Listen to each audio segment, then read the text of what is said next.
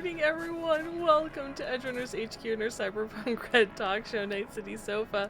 I am your host, Jessica, alongside my co-host, Games End, who is always ready and always on time.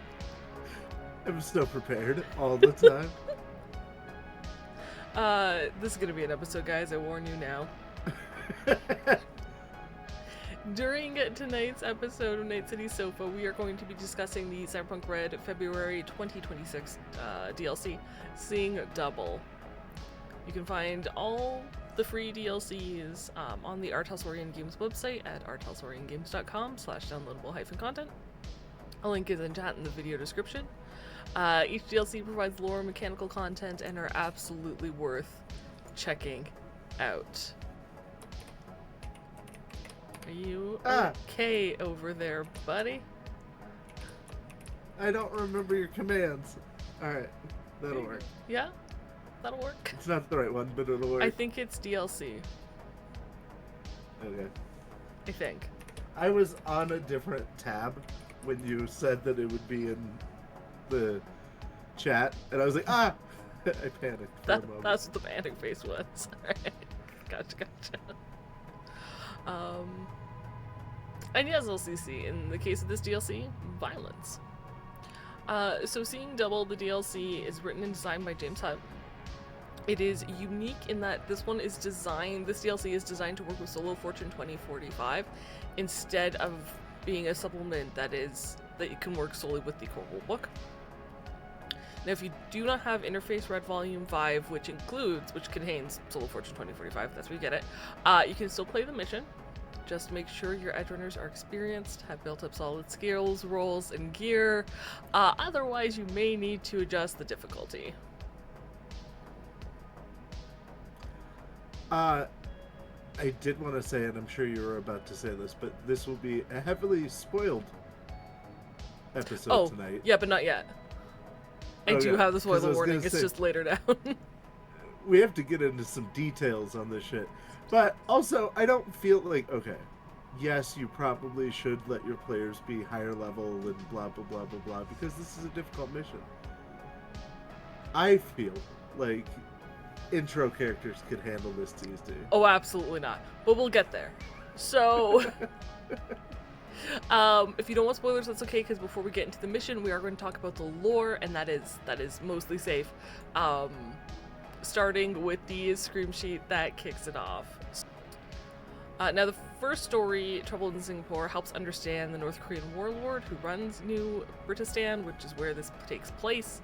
The information isn't needed for the mission, which is why this isn't really a spoiler, but it does help the players understand the type of ruler in the area that they're about to work in, and showcase Mr. Barlow's connections to perhaps further indicate why getting caught is a real bad idea.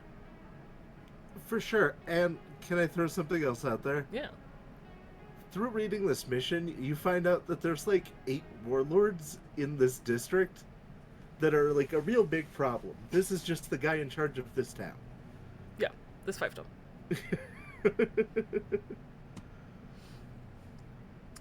But yeah, that's the lore in the first little bit.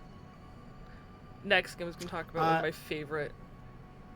Yeah, so next up, they have a short little blurb that's talking about how people growing their own vegetables, apparently illegally farmed vegetables, 40% up to 40% of them contain the flesh-eating bacteria, and that the only safe vegetables you can get, you have to get through Continental brands because they're trustworthy. And I love this little ad because it's just don't grow your own vegetables, that's not safe. Come buy them from Continental brands. So. And the best part is the article is written by Continental brands. Yeah. That's the byline for that one. Yeah.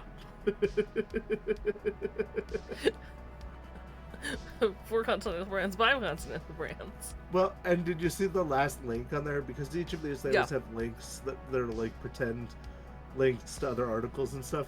The last link on there is 5% off Continental Brands kibble coupon.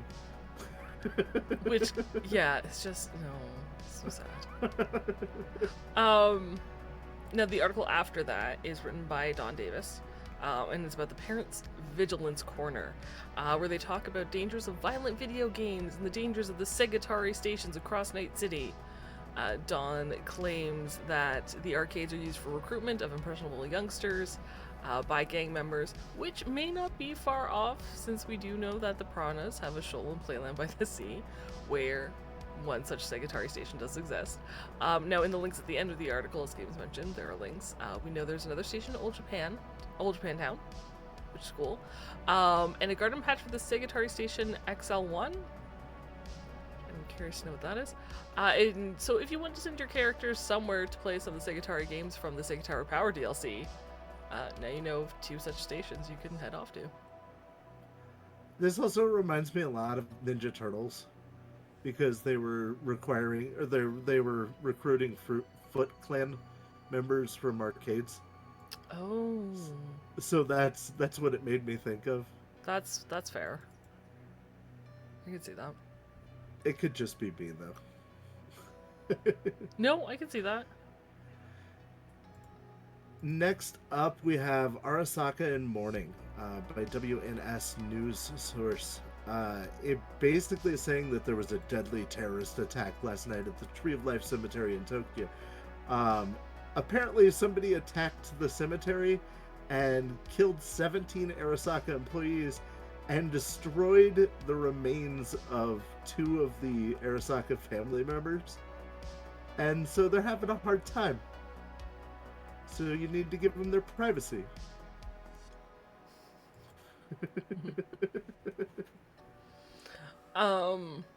Yeah. Also, after that, they have a bad version of the cover of the martial arts book, and it says poor quality security cam photo of unknown assailant at Arasaka Cemetery, which I thought was awesome. Yeah, it's Jacktan. It's too further. That's Yeah. the story. In answer to LCC, who asked about Dawn Davis being in the Stickball DLC, she is.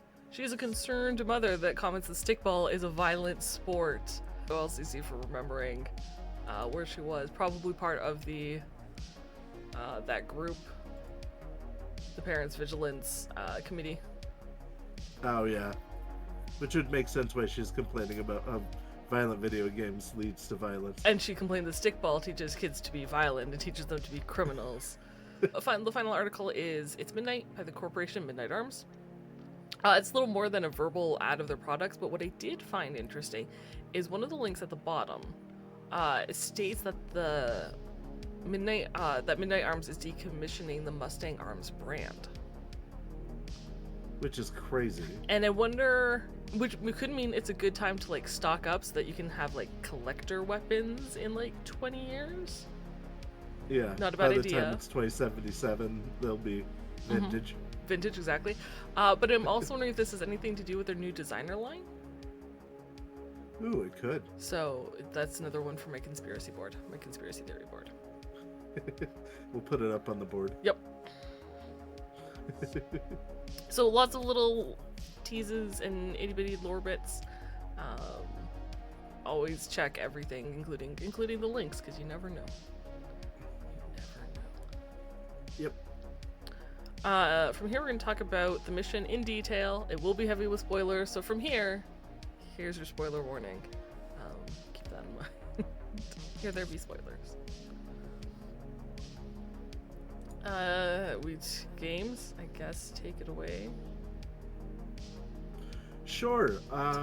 Basically, a brief idea of what this is about is that a trusted fixer approaches your crew and offers them 9,000 EB apiece and 1,000 operating budget apiece to do a job. And the job is to travel to North Korea, and in the least comfortable way possible, they put you in the false bottom of a truck that can just hold you and 10 pieces of gear, and that's it. And nothing, But, like, and armor that's not heavy than leathers. Like, you can't wear light armor, Jack. Yeah. Yeah. And you can only have like concealed weapons. If you bring anything other than concealed weapons, you have to subtract from that 10 gear that you can take with you. And I think it's 10 total, right? Yeah, I think so. I would have to double check that. I'll double check that while you. Okay, basically they're going to get you into the country, or into New Britistan, and you're going to have official-looking uniforms that kind of pass the test, but not greatly. And your badges don't have the RFIDs on them, so you will not be recognized as staff. But you have to go in and take out a warlord who is... What? Over 9,000! Sorry, I was responding to LCC in chat. I apologize. Over 9,000! I have a scanner somewhere. I should... Because if you have a fixer who can haggle, you could potentially get your pay over 9,000. That was the joke. Right. But because this is Mercenary, like we talked about previously, do expect that anything you buy with operational budget, you're going to have to return, so keep that in mind. If it's something that's, returnable. Right, yeah. Obviously, you don't have to return the bullets that you used. Probably not. But basically, you have to kill a guy who is mining rare earth minerals, and that's how he makes his money, among other things. The complications and problems with that is that he has a body double that's been biosculpted to look exactly like him. He has a bodyguard who is effectively cyber psycho, except for the fact that he takes a IV drip to stay on the edge of not being cyber psycho. Little do we know, we find out later down, which I'm sure we'll discuss in more detail with these sections in a moment, but that it is literally just a saline drip that they're giving him, so it's a complete placebo that's keeping him from being a cyber psycho. That is his head of security. And oh yeah, he has a military, so if you get found out, guess what happens? You have to deal with the damn military. So that's a brief overview of what you're doing and what you're up against. So slight correction. The person you're up against is an arms dealer. They're a fixer. They're an arms dealer. Oh, you're right. Yes, but they work for the warlord who runs this fiefdom, who earns his money from mining rare earth minerals. Yeah, I forgot. You're right. And because that warlord that we talked about earlier is currently out of the whole country, I believe it's out of the whole country, in this teeny tiny ass window, that's why you're being sent in. Yeah. And so we are given an info box that discusses what's going on in Korea, that if your characters can pass a DV13 check, they can find out about.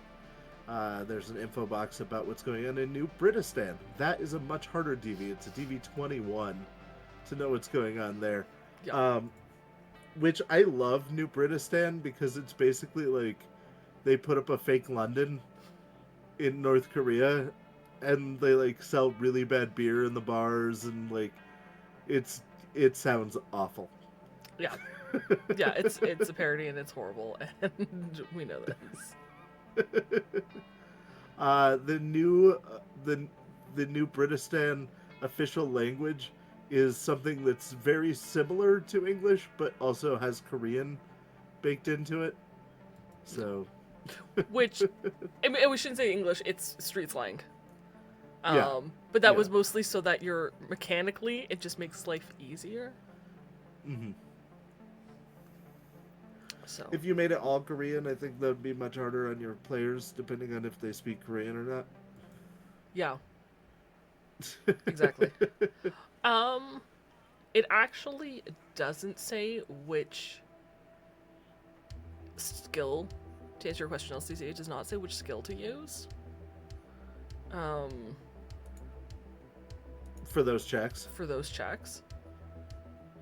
And in an answer to your question of what skill would you ask for as a GM, give me a moment to pull up my skill sheet. Yeah, I'm physically doing that now because I'm like, it's local expert. It's not local expert, I tell you that. First and foremost, not local expert. Unless you happen to be North Korean. That's a great question of what you would call that. Education would be probably the easiest. Yeah. Although I might give a penalty because it is so very, very broad. Although if you had science history or science geography, you know what? I would probably actually use education with the DVs that it's at, but if you had science geography or science history, I'd give you a like +2 modifier because you put those like points into those skills that don't get used very often. So I'd give you a modifier for that. That makes sense. But yeah, I think I'd use education. I don't know if that's a good answer. That's the answer I got.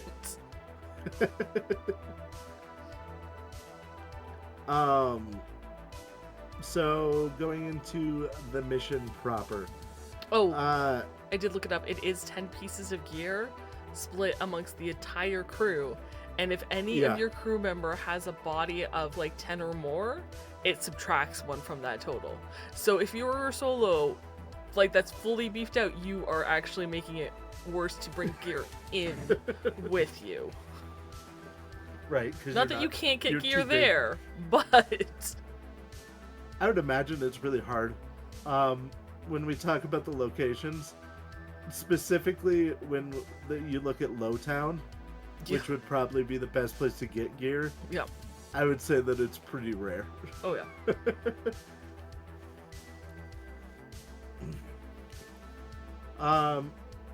But basically it breaks it down into the 3 big wrenches which are in the way of your plan. First being the body double. And the problem is that this person has been biosculpted to look exactly like him. Mm-hmm. And that's a problem because you don't want to kill the wrong person.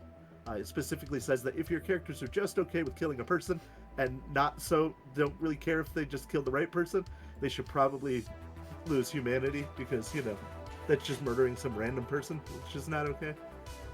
So you have to see through the differences, you have to pass a DV-17 perception check to notice the body double. Now, I will say, and I'm going to jump around a bit in the DLC here for this. Yeah. Because you don't learn a lot about... Maybe the body double stuff is written. You were probably about to talk about that, and I totally just cut you off. You know what? I'm going to let you finish. I'm so sorry. No, legitimately, there is not a lot of information about the body double in there. You're just supposed to treat them basically the same way. There's a stat sheet for both of them. Mm-hmm. If you go down to the bottom, you can see that they are effectively the exact same. Like if you look at their stats and everything, mm-hmm. There isn't a write-up that really highlights the body double. So I think that you just kind of have to determine that as the GM. Well, there's one note that he's not as good at golf as the original. But also in this section, it does say that his family is being held hostage by the warlord. And so with that in mind, like, you know this, but your characters might just be like, well, we're soldiers, we're tasked to take out this person. If we're going to take out both, yes, they should lose humanity for sure. I think if they learn that this guy is acting because his family is hostage and you take him out anyway, I think that should earn you even more humanity loss. Oh, 100%. Yeah. Because then you know what you're doing is awful instead of just vaguely understanding what you're doing is awful. Yeah. You shouldn't be murdering extra people that you don't need to, but also, man. Right. This is more or less innocent. It doesn't. It also doesn't say how you would ever find that out. Right. I think you would have to just kind of work that into the story. Plus, I mean, if you really wanted to draw it out, you could have a saving their family sub-arc going on, which would be cool. Post-arc after this. Yeah. One way that you could deal with it, though, would be to free their family in a way that doesn't get advertised. The target doesn't find out about, and then you could turn the body double. which would be a really interesting That's what I was solution thinking, to the- yeah, if you can find out where they're being held. Because it doesn't say where, which I believe is left for the GM. So if the GM's like, you know what, I want to add an extra avenue for my players. Maybe even because they're all kind of borderline cyber psychos, not thinking of our own crew. And help them out, you know, maybe they're hidden in Lowtown in some, well, it's a Gilded Cave, so maybe they're in the manor or the resort somewhere. But, you know, if you're like, I want to offer them a way to maybe regain some humanity, freeing the family to even just to eliminate the right way. the body double, you know, even if he's not going to flip, just so he's not there, or he'll put some signal or something so that you know, and get him reunited with his family to gain some humanity points back. Yeah, Not a bad idea. it's true. I mean, your players don't have to take the chance, but it's always nice to offer them opportunities. They probably won't. They Even probably if, like, won't. you spell it out for them. And then wrench number 2, as I said, we've got Nightshade Nelson, the security chief, who is the cyber psycho who has to remain on the IV drip that is complete placebo.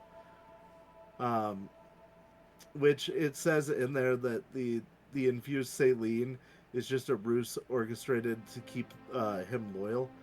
So I don't know, maybe there's an angle there of letting him know like that this isn't the right way, and there are therapies he can do that. I don't know. The social side of this one's a little rough.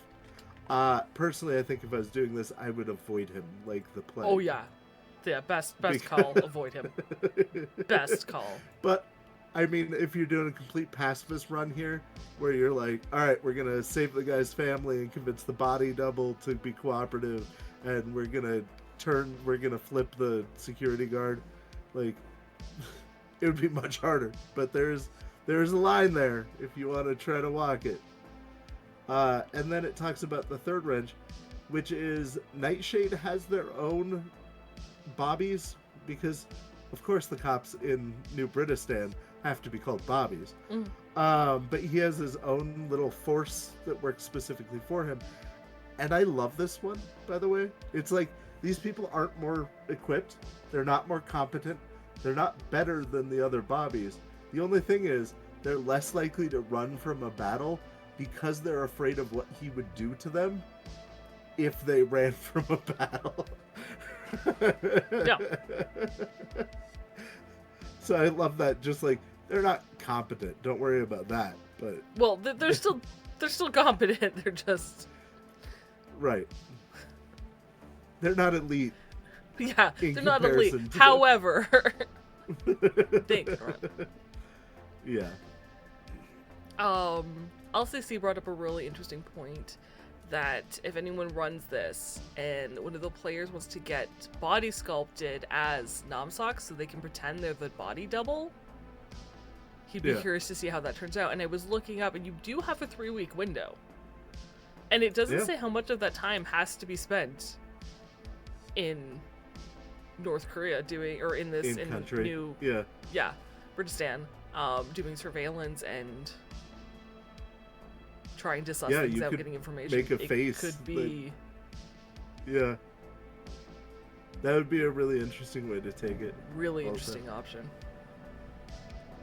Speaking of, all right, to talk about the elephant in the room, there are a lot of Korean words in this, and you'll notice that I'm artfully dodging saying most of the Korean words because I looked up how to say many of them before this, and I'm still afraid that I'm going to say them in an offensive way. So I've decided, instead of saying them in the worst American way possible, unlike Wraith, who intentionally speaks bad Japanese, I'm going to just avoid it by referring to them as like the target, the bodyguard, the mountain in which they get the mines, resources. Yeah. So I apologize that I am not using the proper names. That's why. No apologies. Just here's reasons. Yeah. Next up, we talk about the locations in New Britistan. And we've got the Trauma Team Executive Retreat Club, which is the golf club that the target likes to golf at, which is also probably the best place to try to take them out. There are, of course, problems with it because there are automatic turrets on the golf course and other problems, related to that. Trying to hit a target at a trauma team executive golf course. But this is probably the softest target to hit them at. So probably the best way to go. You also can only get in if you have a trauma team card. Executive card. And keep in mind that your badges are the proper RFID, so you can't even try to weasel your way in as somebody else's guard. Well, you might be able to from the human staff. The turrets will shoot you on sight without hesitation. Yeah, for sure. So your players, if they're like, I want to try to get past the concierge, yeah, sure. It's a roll. They possibly might be able to. Whoa, once they get within range of the turret, though. It does say, and you brought this up before, that the body double is a worse golfer, and so at this location, it lowers the DV from 17 to notice the body double, all the way down to 13 to notice which one's the body double. So, yeah, that's awesome. I'm trying to look. It says for trauma team executive card holders. But none of the stat blocks actually have like trauma team cards, but they all have like government badges. I'm sure they all have trauma team cards. But spending that 1,000 ebb per person to get a trauma team executive thing. Sure. Also, it does state to keep in mind that the target literally never goes golfing while his security guard is doing his IV treatments. So there isn't a point in which the security guard isn't there. That Nightshade, the Cyber Psycho Nightshade, isn't around, yeah. Isn't present, yeah. Next up, it talks about the military base, which would be one of the worst places to try to hit him at because it's a fucking military base. It talks about how this is a well-guarded private military base that is a warlord's military base, so probably not the place to try to take them. It's surrounded by 30 to 50 trained mercenaries at any given time. So I mean, there's more setting detail in there, but if this is your plan to hit him here, it's probably not the best of ideas. Except I feel like if you can grab military garb and badges. Sure.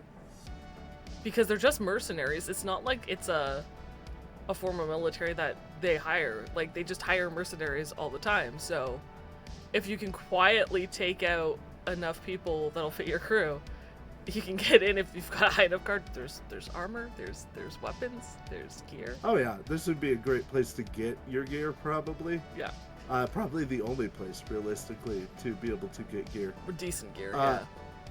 And it would give you a place to sleep and a place to lay low if you infiltrated and, played the part. Yeah, and even, definitely get information, like schedules and stuff, so... Yeah. LCC says, question, would you allow players to attempt to poison the IV drip? And if you did, would you do damage as rules as written, or allow it to be a narrative instant kill? It would depend on the poison used, I would say. Because if they thought to bring poison with them, which would be the first thing, then yeah, I would probably allow it to be a narrative instant kill, but I wouldn't make it easy to get the poison into the IV bag. But if they came up with the idea in country, I'm not sure I would make them able to find a strong enough poison to instantly kill him. I think that I would just allow it to weaken him in a way that would make it easier for them later. Personally. Interesting. What are your thoughts? It's so funny because normally I'm the more strict one of the two of us. Yeah. And I'm like, if they thought to do that, I mean, that's smart. That's for sure. real smart. I do feel I'm trying to find poison in the core rulebook at the moment because I believe it's if you're hit with poison. Honestly, I really wish this book was slightly better played out. Poisons. There we go. Poisons. For drugs and poisons. Deadly. If you had a deadly poison, the resist torture drug DV is 15, and it deals 3d6 directly to its HP. What is this guy's resist torture? I would still give him a roll. Like he still has the ability to roll it. Tell you his stats.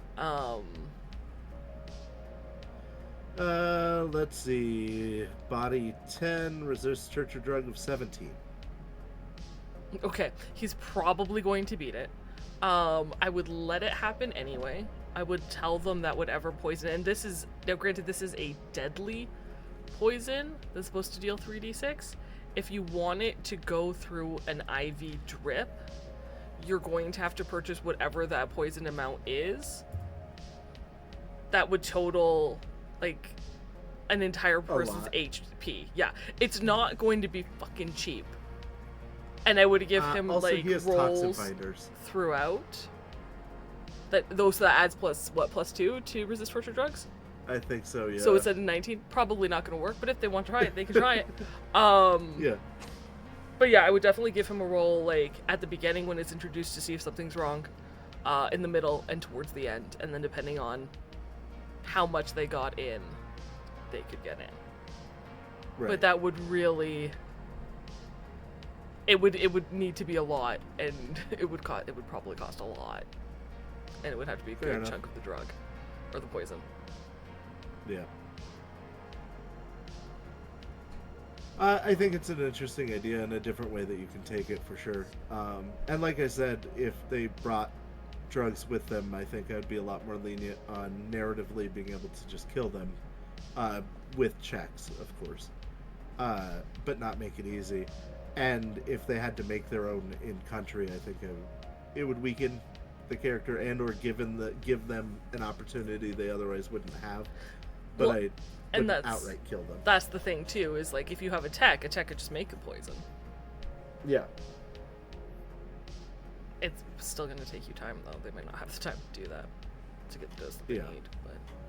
But would I allow a street drug? I would for sure allow street drugs. Mixed into the IV bag? Uh-huh. Like Mortalis? Slow release. Yeah, of course. I mean, Mortalis and any of the drugs from the last DLC are gonna be hard to get your hands on. That's true. You would have to grab a dose somewhere first off. Yeah. If you could even do that. Yeah, I mean it's still in directly into a vein, so I am terrified of this man. We'll get more into it in a minute, but they can try. I will say they can try because it's not going to be easy to get it into that IV drip because you need a proper ID badge if you're going to get through those turrets and everything else.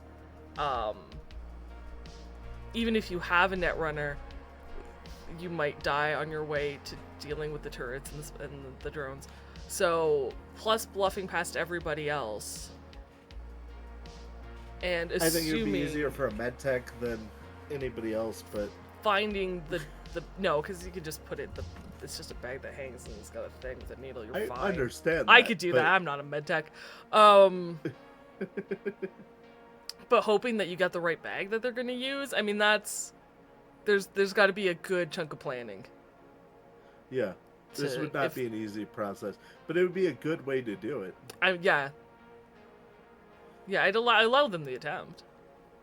Yeah. But it would be its own little, like, probably side mission. Speaking of side missions, the next location that I'm going to talk about is the pit mine, which is up on the mountain where they get the rare earth materials. The problem with this location is that it is awful. The target literally never comes here because something like, 50% of the people end up with cancer. It's like a really high level of the employees just end up with cancer from breathing in all the chemicals and everything. Also, nobody is going to be willing to talk to you because they're fairly sure that they're under surveillance at all times. And if they don't do their job, there's a mass grave right outside that they just get yeeted into. Yep, So, pit mine is probably a dead end. I'm sure you can probably work it in your advantage somehow, but... Again, if your crew would like to earn some humanity points... Oh, yeah. Freeing some people or destroying the surveillance might be a good way to do that.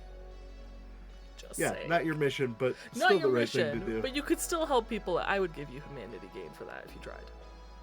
Right. Next up, we have Lowtown, which sounds deeply depressing. It is a typical company town where people can spend the money that they make, all of their money, to have housing and items to survive, like bad beer. It sounds like this is every company town that was in bad mining facilities in the early days. It also says that whereas the target has literally never visited Lowtown, Nightshade's personal bobbies do mingle at the pubs. So if you are looking for a way to remove that threat, this is a great way to probably make an end there. So yeah. I was gonna say, actually, if you could take out his bobbies while they're in Lowtown. Yeah. If he's not really paying attention to what they look like. Get yourself a couple disguise. Absolutely not. Get yourself a couple disguise kits. Bring those with you. I see his bobbies as being like my entourage for Wraith. I would recognize if some people that were not my normal people showed up. Yeah, disguise kit. Very important. But then you could take the dude out on the golf course because you'd be with them on the golf course. It's true. Just saying. It would be a lot harder, though, to impersonate one of Nightshades' bobbies. 100%. Even a cyber psycho, even the cyber psycho that he is. He's got a decent human perception too. Yeah, he does. But anyway, he is scary in a lot of ways. Yeah. Next up, we talk about the Governor's Enclave, which is basically like the corporate zone, the luxury zone of this area. It has the nicest houses. It is also heavily patrolled by mercenaries. So it's no joke. It also talks about how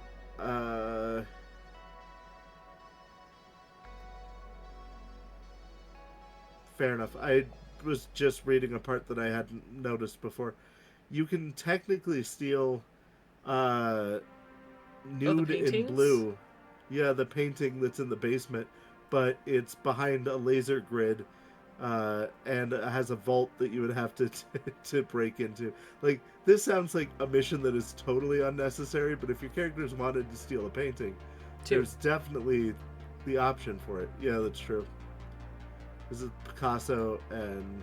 They are nigh incalculably valuable. Yeah. I cannot imagine the characters deciding that's a good plan, though. I can. Have you run with our crew? You have run with our crew. This is so a Wraith thing. Right. If they were like, hey, this priceless painting is in the basement, I'd be like, alright, I'm in. Yeah. Let's do this. 100%. And then Deeps would be like, I can help. Yeah, exactly. Deeps would be the one to tell you, hey, there's a vault here. There's probably something important behind it. Deeps would be like, let's go find out. We have to get into the vault. I thought we were going to free the miners. We have 5 minutes. This is, however, where Also, he I sleeps. realized this enclave or whatever with all these houses is probably where his Yeah. body double's family is being held. Yeah, for sure. Because it does say that this is where he lives, the body double lives, and Nightshade all live in this neighborhood. So And I would business imagine, partners who come and stop by. yeah, I would imagine that this would be probably where the family is being held. But it also says that there are mercenaries here and spider drones and all kinds of fun stuff. So you could do the job here for sure. Also, did you read the end of Fencing the paintings if you find them? Just for note, though, the spider drones have a dart gun with 8 Mortalis air hypo ammo. Yeah. They are fucking deadly. Yeah, they're not designed to stop you. They're designed to kill you. Mm-hmm. But it says that you need a fixer rank 10 just to be able to fence the paintings. paintings. Yeah, because they're that expensive. Yeah. That's awesome. And then basically it talks about how to leave once you've done your job. Or if you leave. And it says if you didn't complete it. If you just give up, if you're like, fuck it, I'm out. There's the quiet escape, which is leaving the same way that you got in, which is not easy, but you have to load yourself into a truck and smuggle yourself out, which is always a tight squeeze, and you'll probably have to leave things behind. And then there's the loud escape, if you decide to do it in the most creative way possible by blowing shit up. It talks about how there are 3 patrols of vehicles that are going at all times. Each vehicle has 6 mercenaries in it. Basically, you would be fighting to get to the border, and then to get across the border, you would need to have proper papers, which is fun. And then if you decide to, instead of going down into South Korea, if you decide that you're going to go east or north from here, it describes the other warlords in the area, which all have their own problems. But you can typically buy your way out of it for 1,000 EB apiece. So, I mean, that's always an option. Yeah. Getting out of this sounds like a nightmare if you try to do it the loud way. Yeah. Yeah. Also, I will point out that the only information the crew gets before even getting into New Britistan is like his name, date of birth, height, weight, build. He's got a birthmark behind his left ear. They know his hair color, his eye color, and the complexion of his real skin. That's it. Yep. He has a fondness for golf, and he travels with a body double. That's all you get. You may or may not get a picture. There was like they cropped like the picture in the thing. Doesn't say that the dossier would have one. So planning this mission ahead of time without knowing that there's like this grounds or this resort or these things, that's something you have to learn when you're there. Like the players might be like, "Oh, you have to gather. We'll go to the mines," and maybe he'll take them a few days to realize, because no one will talk, that he never visits the mines. Yeah. So most of the planning will take place there, which is its own headache. When you have like because you have no weapons, no gear, because you were only allowed so many pieces. And your 2 body 10 solos that you brought with you. Yep. Made it to where you have even less. And then it says if you make it home and have finished your job, you get paid. Oh. That's the mission, boys and girls. It's brutal. Yeah. And then they reprint, as Jess pointed out, that if you haven't gotten this DLC yet, you haven't bought the version 5 of, why can I not remember the name of the book? Interface Red version 5 yet. They did put the needed things that you would need in here, like air hypos and different explosions, Mortalis, things like that. So they reprinted the basic stuff that you'd need. You also get stat sheets for like the bobbies, the police patrols, supply trucks. So Nightshade has a Gang Jazzler, which I am terrified of because I am... Oh, you're right. He has 2 Gang Jazzlers. Every time I've come across a Gang Jazzler, it has ended in me being Gang Jazzled. So... He also has a brawling of 16. Yeah, Plus dice roll. So, good luck. Mm-hmm. Yeah. He has nobody to mess with. Yeah. And then they've got like the stats for the spider drones and laser traps and automated turrets and blah blah blah blah blah. You end up with a lot of great information here towards the end, including the target and the body double. But it ends with a net architecture that I'm going to go off into my own tangent here. I feel, and Jess and I were discussing this, I was like, this is a walk in the park. For anybody who would be going on this mission, this is nothing. I was gonna wait. There is something I want to say before we get into the argument of the net architecture. The bobbies have red lace on them. They also might be wearing light metal gear. Yeah. So even though they're not maybe the most competent, combat number's 12, nothing to scoff at. Yeah. They've also got some heavy shit on them. Right. They're only level 2 solos, so that's nice. But they're still solos. They're still yeah, and they've got a good chunk of combat, so don't think that they are pushovers. For sure. Anyway, sorry, net architecture. Net architecture. So I was complaining to Jess about this net architecture because I was like, this is a walk in the park for anybody who'd be capable of doing it. But through our conversation, and this is where we're going to divert from what's in the book to our personal experience, I think.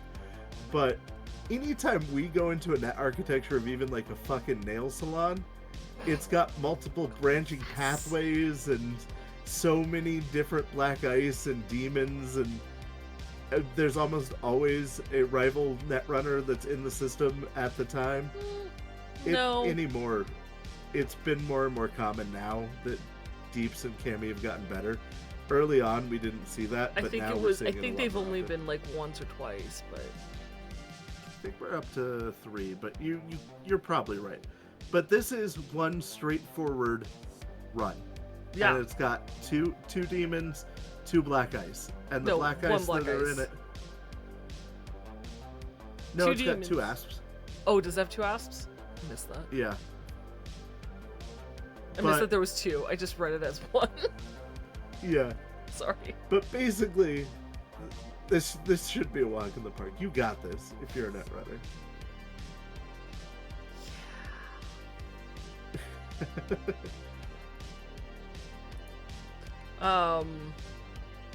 Yeah, it's... I mean, I still think that the 2... Well, he has 2 grafted muscle and bone lace, so it might be his body is wrong, too. It might supposed to be 12. Yeah, that makes sense.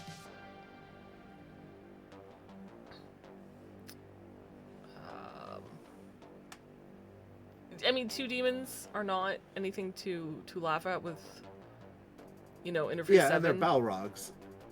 Yeah. It is just that they have a lot of health, and their interface is very high. Yeah. And they get to make 4 attacks per turn. So, both of them. Now, they will prioritize the control nodes first. So chances are at least 2 of those actions are going to be taken up dealing with the drones. But if the grid's on and the vault door's closed and they're not supposed to do anything, that's potentially 6 attacks coming your way each turn. So that's like 66 directly to your HP if you fail. You just stealth in. You'll be fine. If you fail. Stealthing in would be a great option. Highly recommend. But again, you only need this if you're, like, going to the manor. So if you're not going to the manor, Well, I'm sure you could have a netrunner take out the auto turrets at the golf course also. Or the Enclave. See, now that's interesting because that's not mentioned. I don't think Right. it's necessarily on a But then again, I will say a synced net architecture. It okay. might just be its own turret with a demon that says, you don't have this badge, you get shot. Right. Well, and I was going to say, this golf course is also owned by Trauma Team. So I would suspect that it wouldn't be the easiest to infiltrate anyway, but it does kind of state this is one of the easier ways to find who the body double is and all of that. So I feel like it's one of the easier places to kill him. It's the easier way to find out who the body double is, not necessarily the easiest to get into. That's true. And I like that there's still room to allow the GM to play, like, how does this person get from point A to point B? Yeah. Do they walk from the Enclave to the golf course, the resort? Do they drive? Is there a narrow alley? Is there a, how can you maneuver it? And that I think is, I like that they still gave room. They gave enough building blocks to allow your players to make up a plan with still leaving room for if they deviate outside of that for you to come up with something or change it as you want. Right. But yeah, that's the DLC more or less. We'll talk. Oh, and there is a little bit more too if you wanted to customize the mercenaries or the mine workers. You can roll and change them up a little bit. So if you didn't want everybody to be mine worker general, you'd be like, mine worker number 1. He's got a number in the credits. He's special. I also always appreciate any tables that you can roll on. So, although given the fact that like 4 of the 6 rolls for the mine workers are critical injury, that's just real. I mean, it's legit, but it's so depressing. Right. Make your players feel bad for these miners. Force them to gain humanity.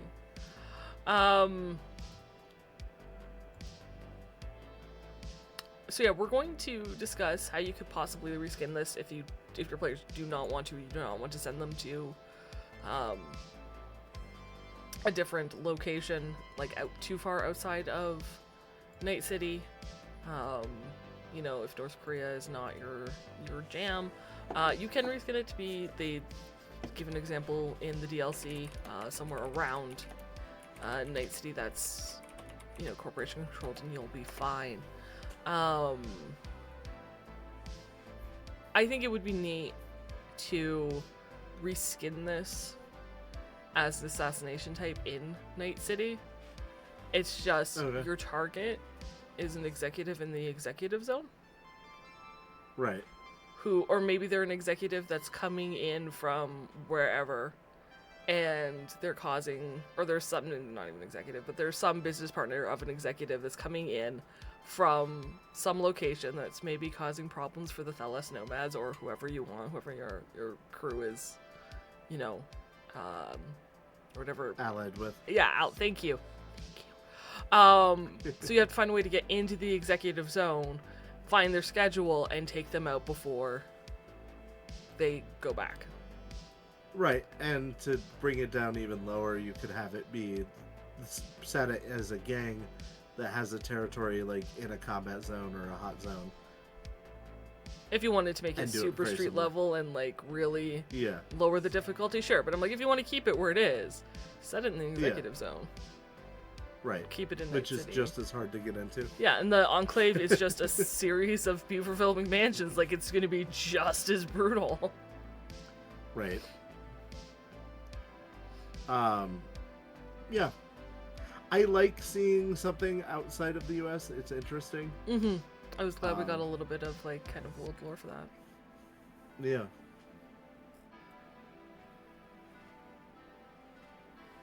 Mode of transportation, though, sucks. LCC did bring up a good point. If you do try to take them at the golf course, Trauma Team's gonna show up in 3 turns because they are executive class members to be at this golf course. And you're at a Trauma Team golf course, so that would be another level of difficulty at it. Yeah. So even if you wanted to try and take them out, it might be... You gotta make sure that they're going to die before Trauma can get on scene and revive them. And then exit before Trauma Team shows up to reclaim the body. Although, because LCC did mention C9 in the bottom of the bed, and I don't know that I do that because there's probably housekeepers and maids, and I wouldn't want collateral damage. But if he does take a vehicle to and from the Enclave to the resort, and he does Put travel C9 with in his golf cart. If his body double is it in the car with him, but it's like Nightshade and a couple bobbies, and then the other like the body double is in the other car with a couple bobbies, probably put like a sticky C9 on the bottom of the car and blow it up. Right. You have to make sure you're getting the right guy though. That's gonna be Trixie. Yeah. So very interesting. I think the last thing we wanted to talk about was just, and this will give spoilers for Shades of Scarlet, so if you're not caught up with that, which is the Cyberpunk RED campaign that Games and I play in over on Sage vs. Death, that you can come and hang out and join us on some Saturdays. Every Saturday at 9 p.m. Eastern. Games I have very differing opinions on the ease of this mission. I don't feel like this mission is any harder than some of the things that we've had to do in the past in our normal thing. Even us discussing it and like the complications and stuff that we just did here, I don't feel like this is harder than the bullet mission was, or even technically the Jackal's Lantern. I feel like the level of difficulty isn't so much like, granted this is like low level, this is based on the pay, this is entry level mercenary work. But entry 5? I thought entry was 10. I could be wrong though. I'll look it up while you keep talking. I still feel like this isn't hard enough, which is, for me, the guy who was like, yeah, you want to have godlike powers, feel free. It's weird for me to say. I'm just saying, in comparison to what our lived experience for our characters is, I think that we would be more than capable of doing this. So a dangerous mission is 10 to, per pay per person 6 to 9. This is considered a dangerous mission. Oh, probably because of the military. I think it's not just the military, but I think a lot of it that maybe, and I keep kind of forgetting and don't consider, is that you're out there with very little. Yeah, and you don't even have light from... armor jack. You have at best leathers, which is only SP7. And maybe a weapon if you were able to conceal one in. Anything else you have to try to acquire there, and that makes it much more deadly and dangerous. Right. And LCC brought up a good point, which is something that I did talk to Jess about. The big difference between this and some of the things that we've done is that usually if we screw up, we still can exit. This, if you screw up and get caught, there are 30 to 50 mercs there to defend the base. You screw up and you have a military after you. So that's the big difference, is what's at stake for failure. I think, well, sort of. And sorry, yes, leathers or Kevlar. I was thinking the SP of Kevlar while saying leathers, which is not the same thing. But still, you're significantly less armored than you would be. They won't chase you across the border, though. So as long as you can get out, you know... Which is not going to be easy with the roving vehicles. Depending on where you're going, yeah. Depending on how good your stealth is. So you do have to do it quietly and get out, but I think the other big thing is that you don't have easy access to your gear, your equipment, like you are severely handicapped, and I think that's what makes it very, very different. Right. You know, the bullet mission, and you have no intel. You have no intel, you have no allies, you have nothing, which is interesting if you brought a lawman, because how would their backup ability work? Anyway, basically it wouldn't. I mean, really, it's supposed to be a quiet mission, so. Right. Unless but you yeah, thought you're a about that snake ahead of eater. time, I guess you could say you'll have like the backup has a couple plants that are in the Yeah. city. We'll sneak them in later, like within a week, that they could call on. But with the bullet, we had a lot of the information. We didn't have like the plot twist, but I feel like that's per any narrative, right? You don't have one or two plot You're twists. not usually given that. I will say though that this does feel, for our missions, very comparable to Jackal's Lantern, because there was not information on the place. Like the location was very hush hush. We didn't have a lot of that. Two of the players were, I'm trying to be as spoilery free as possible. Two of the players did not have their shit. Were severely handicapped. Yeah. There was a lot of defenses and dangers outside of just people as well. Right. So I will say I do feel like this is somewhat on par with the Jackal's Lantern mission that we did. The reason that I say that it's similar to the bullet is because of all of the micro missions we had to do to get prepared for the bullet. Which honestly we didn't, which kind of annoys me. It annoys me. We thought we had to?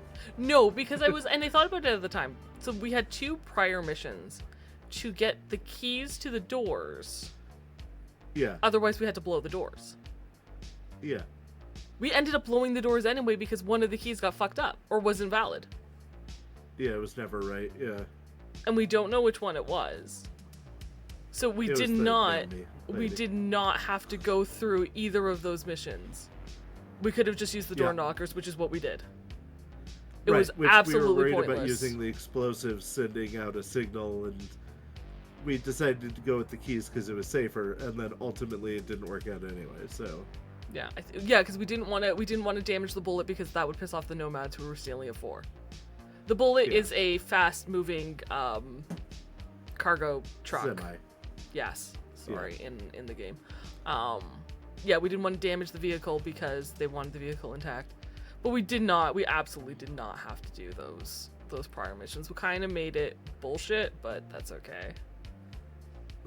It's more realistic. We didn't know at the time. But I do feel that, in terms of structure, that was very Mercenary level.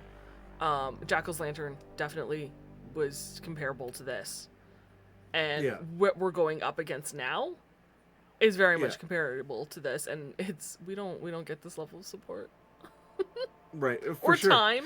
We don't get 3 weeks to just watch people. Like, no. Bad shit happens to us every other day. Literally. I've tracked it.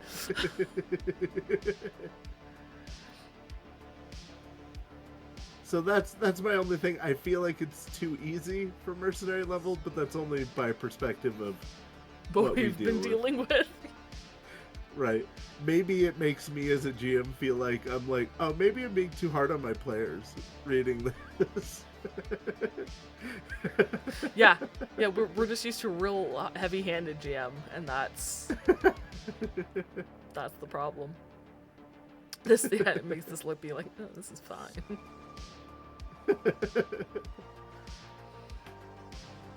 LCC says you need to get subdermal armor to have respectable SP in this scenario, unless you do some on-site procurement. Yep. Attack would be super helpful. Yeah, if you can't get it from locals to actually make it. Yeah, and to repair your stuff while you're there, and yeah.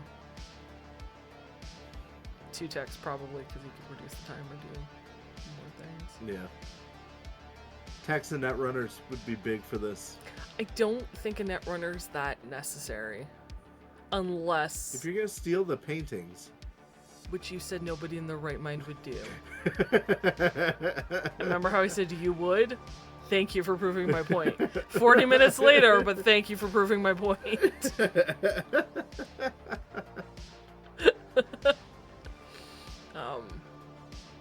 But yeah.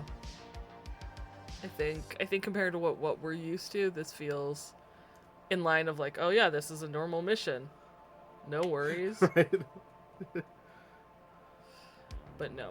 And the difficulty of the enemies too is very in line, because even the warehouse that we tried to take down Yeah. was more enemies than we had, but more than like the standard number that it should have been. Plus traps, and they were not like pushovers. No, I assume you're talking about 8 balls. Yeah, the warehouse. Yeah. When we fought the Bozo Circus or whatever, the Bozos over there. Yeah. Yep. That was a military force that had, laid plans, and they were well secured in their spot. Which is kind of ridiculous because they only had like a day to plan, but hey, or a couple hours, but that's cool. To be fair, we weren't the ones they were planning on surprising, so that was your fault. I fully blame you for that one.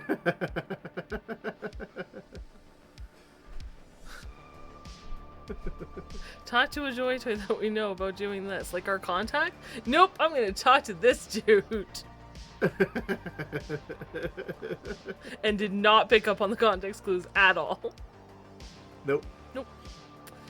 It's fine. But yeah, no, there's still, like, you still feel like if you go with, like, the core rulebook, building an encounter, there would have been half as many bozos, significantly less traps, and their combat numbers would not have been nearly what they were, and their armor would not have been nearly what it was.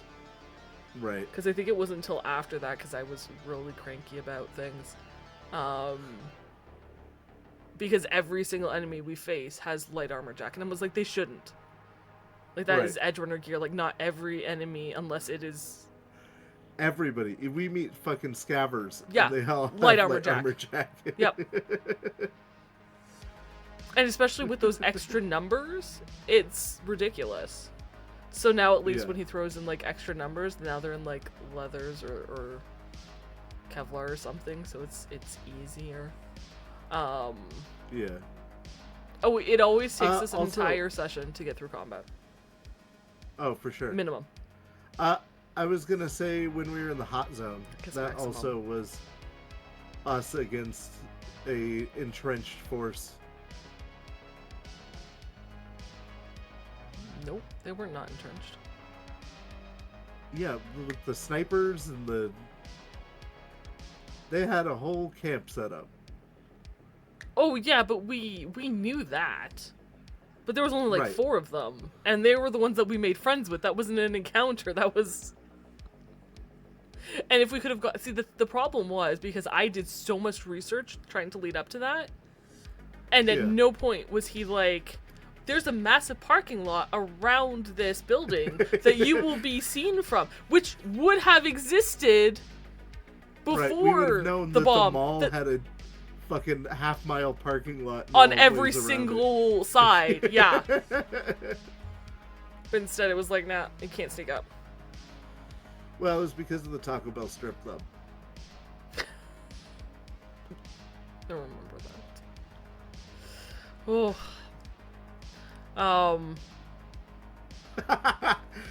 He was talking about strip mall, and he accidentally said strip club, because he was like, yeah, like the Taco Bell strip mall, but he said strip club. And so now we have Taco Bell strip clubs in our world.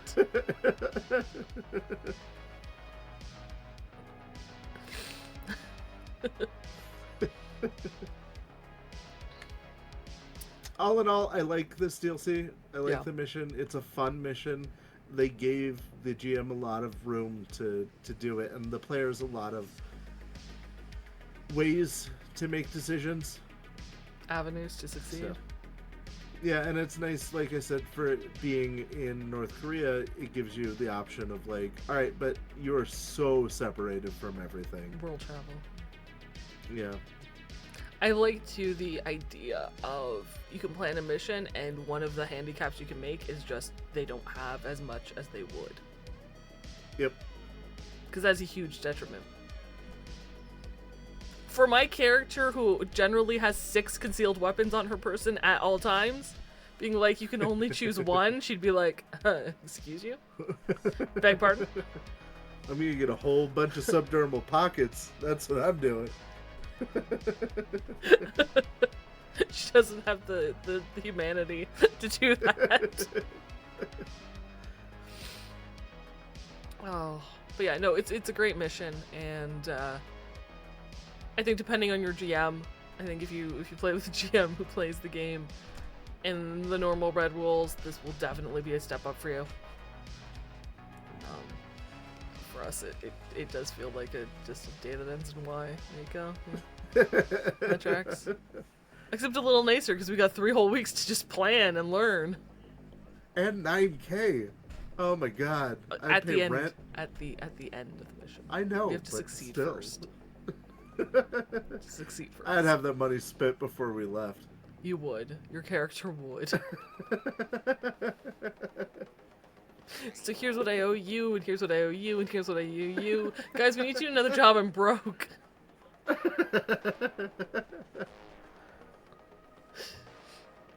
But a lot of fun, a lot of potential, and of course you can take these ideas and change them up to fit a street level campaign or to fit in Night City if you need. I think even just, doing a go to X person's location or whatever, to steal a painting, to sell a painting could be a fun heist mission. Right. And it kind of gives you the tools to do this. Obviously not a super expensive rank 10 fixer, nigh invaluable painting, but... I don't know, in Cyberpunk 2077, they had the glitch with the painting. You could find the painting and sell it over and over again. I vaguely remember that. They patched it out pretty quick. A gallery in Night City in downtown you could try to steal a painting from. That sounds like a fun heist mission. I think stealing it... Yeah, I think it would be a real fun heist mission to take from that gallery. Graffiti X, but also taking it from some rich corpo's con app would be even better. Right, yeah. Robin Hood that shit. Yeah. Display it in some, free gallery in Haywood or something. Sell it for the eddies. LCC says it does preclude a lot of shoulder arms and heavy weapons, so some builds will be more hampered than others. It's true, being able to bring in tech upgraded concealable very heavy pistol is kind of the best you'll be able to bring, especially if you have the Perseus, because that's, if you can make a Perseus concealable, you're pretty set. If guns are the way you want to go, right? Guns are loud, let's remember. Right. Yeah. Important to preface to your players, they don't have the combat skills to have a backup plan. Yeah, for their main weapon, for sure. Yeah. Hey, if you can only fire shotguns, keep in mind, 100%. you're not gonna have your shot. 100%.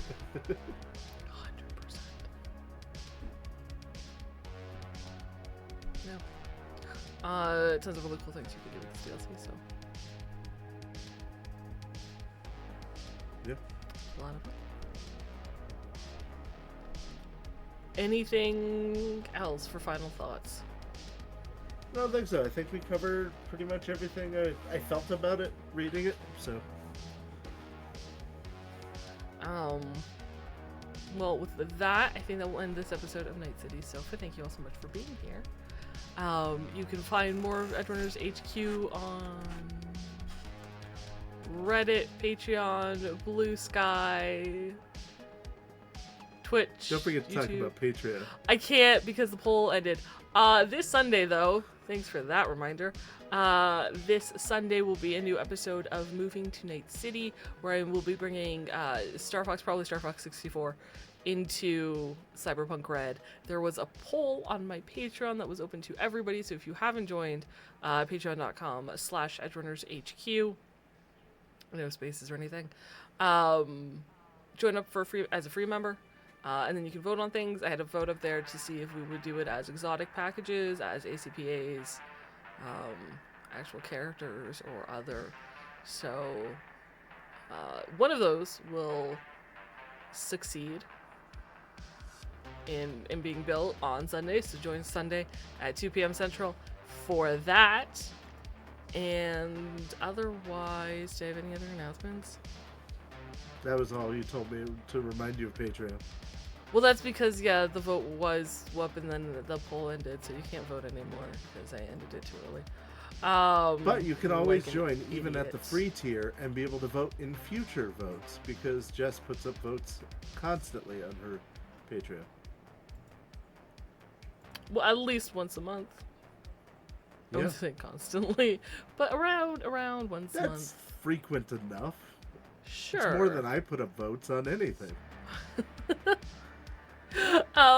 Next week we will return. So then Sunday next week, Day City Sofa will return. We're going to start going through the Tales of the Red Street Stories missions, in detail. So we'll do 3 because there's 9 total. So we're going to do 3 a week. It will be spoiler heavy, but it will be very much like this session, where we'll go over, kind of what it is, what obstacles, and then any issues that we feel the players or GMs may have while running this mission or running the mission. Join us for that. This is the horrible outro. With that, that's all I've got. I am going to raid Allie Galactic at the end of the stream, so if you guys can stick around for Allie, she's a wonderful community member. So, Games, can you actually slash? No, you probably can't, can you? That would require me to spell things. Yeah, and it's not spelt normally. Let me see if I can do this before we log out to make sure that I've done it correctly. Is that it? Can I cause you to raid? Okay, why did that not work? Invalid username. It's not invalid. Yeah. I copied it from... You did it wrong. I did not. Is it just that? Is it not at? It's not at. Okay. It's Take not care, at, everyone. no. And we'll see you next time. Meow for now. Bye!